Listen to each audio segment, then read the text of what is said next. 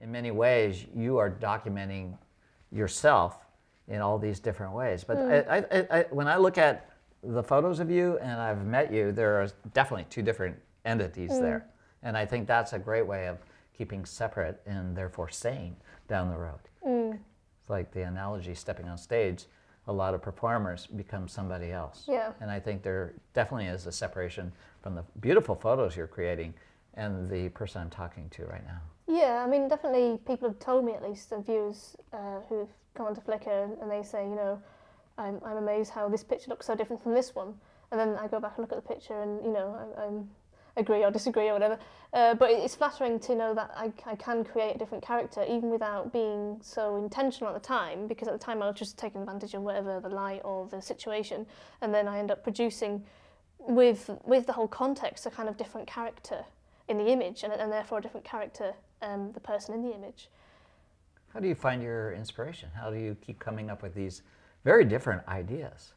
Variety of things, really. I can kind of list various, you know, film directors or books or other artists whose work I've looked at and thought, I like that, and I directly might have kept a lookout for a scene that's similar. But overall, I just kind of take advantage of whatever I see.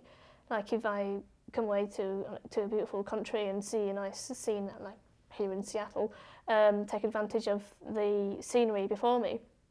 And then I take inspiration from a dream I have. Like I had one particular dream where I was running through traffic lights, and next morning I thought, I've got to create an image on that. I didn't create an image on that for quite a while, but I kept it in a kind of bank in my head, and made sure that when I got the opportunity to create an image, that I could give that theme. And it turned out that I ended up photoshopping in some traffic lights into a picture, and then creating this kind of surreal image where they were in the middle of a field. And then I thought, I've finally acted on the inspiration that I had a few months ago from that dream. A lot of the time, I tend to have more ideas than time to implement them, or look to implement them. Sometimes I might try an idea that I've had and it just turns out absolute rubbish. So yeah, I think the ideas I have I have many ideas, it's just making them work. Yeah, I have a large library myself, and I love sitting down and just looking through a lot of work, or maybe just a portion of somebody else's photo that will take me off in a brand new direction. Definitely, I love flicking through books. I rarely kind of sit down with a book and read it from start to finish. It's literally about flicking through and seeing one picture and just letting the pictures, just turning the pages and just being inspired by what you see. And there'll be a certain picture that appeals to you more than the others, and then you kind of take the character of that away in your head and want to recreate it in your own way. I think at first I was very protective about the meaning of my work. You know, I wanted people to definitely see the female empowerment and not see anything that's, you know, this or that and the other. But now I've just kind of let the work free, I suppose. Let people just make what they want of it. Even the abusive people, just let them say what they want, which I think is great. And I've definitely taken inspiration from other people on Flickr who kind of not turn a blind eye, but just don't get bothered by the negative comments. I mean, most of the comments I receive are positive anyway.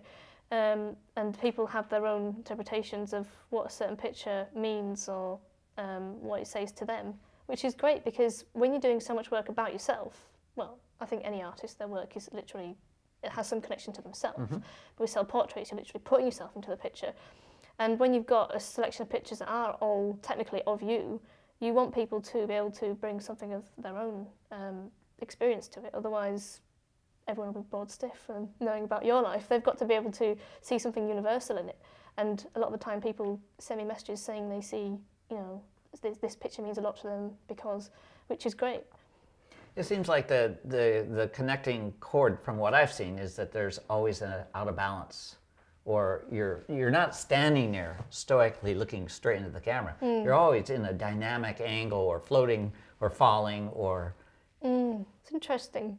I find that, especially in my recent work, like when you said the falling images, pictures where I'm like in the air, the trick images, if you like, the desire behind those has been like, I find it harder to be interesting in front of the camera still, because unless something really interesting is happening, like your hair's blowing in an interesting way, or generally there's got to be some movement that's going on to make it interesting. Otherwise, what is so good about the picture? I mean, there are pictures in my work that are literally me still, and I like to consider them fairly interesting.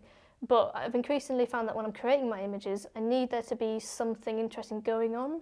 And with the trick images, it's like clutching at being able to create a spectacle for people to see. So that people that, I mean... I understand that.